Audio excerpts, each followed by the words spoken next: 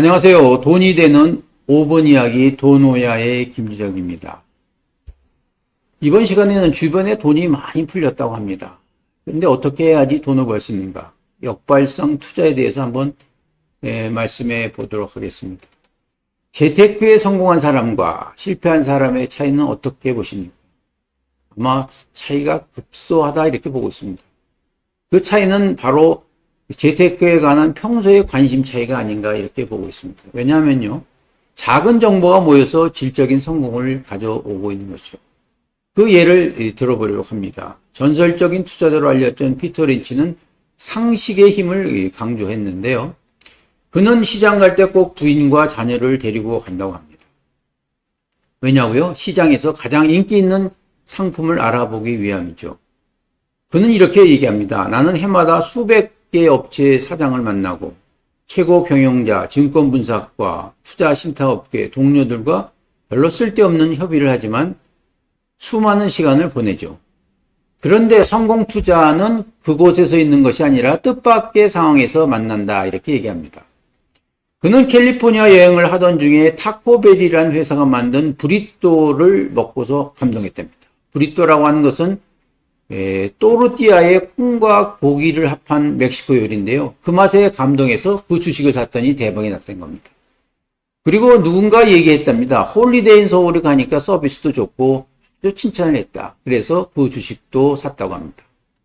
볼보는 나와 가족의 친구들이 사는 차다. 이렇게 하고 있고요. 애플 컴퓨터를 보니까 자기 집에도 한 대 있고 또 회사의 시스템 관리자가 여러 대를 설치한 바를 대서 애플 컴퓨터의 성장성을 본 거죠. 던킨 도너츠 커피는 아주 자기가 좋아하는 음식이고 파이어 원 임포츠는 내 아내가 추천한 회사로 여성용 스타킹 레깅스를 만든 회사다. 이렇게 얘기합니다. 결국 생활에서 발견된 주식을 보유하고 기다리는 것이 그의 성공 투자의 전부라고 얘기합니다. 참 간단하죠. 워런 버핏도 피터 린치와 유사합니다. 그가 평생 보유 종목으로 부른 종목들은 그가 잘 아는 기업인데요. 어느 기자가 코카콜라 주식을 언제까지 보유할 것인가 이런 질문에 대해서 영원이다 이렇게 얘기합니다. 그리고 코카콜라를 좋아하게 된 이유는요. 그가 체리 코크를 좋아했대요. 그런데 1985년도에 코카콜라가 체리 맛을 나는 신제품 체리 코크를 내놓았을 때 평소에 즐겨 마시던 펩시에서 코카콜라로 바꿨다고 합니다. 바로 그때부터 코카콜라의 주주가 된 거죠. 바로 생활 속의 주식 종목 발굴이 중요합니다. 존 템플경은 미국 월가에서 가장 존경받는 인물 중에 한 사람인데요. 그는 역발상적인 사고를 보여준 대표적인 사람입니다. 그가 1939년도에 9월에 독일이 폴란드를 침공했습니다. 이런 소식을 듣고 당시 뉴욕 증시는 대폭락을 했죠. 그때 존 템플턴은 1달러 미만에 거래된 주식 104개 종목을 $10,000를 투자해서 샀습니다.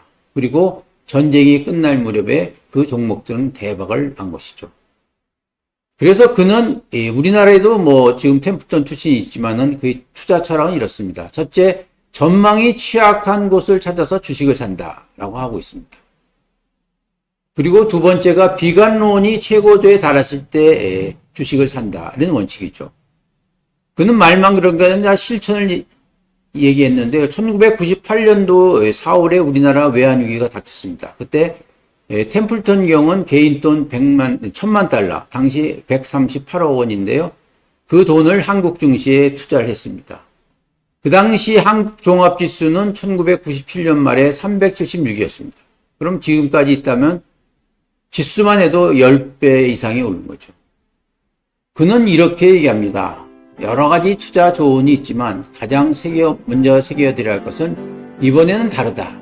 This time is different입니다. 결국 주식시장은 시대가 바뀌어도 변하지 않는 것이죠. 항상 이번에는 다르다 이렇게 해서 기본을 벗어난 투자를 할 경우에는 비싼 대가를 치른다라고 생각하고 있습니다. 우리 모두 성공 투자하시기를 기원드립니다. 감사합니다.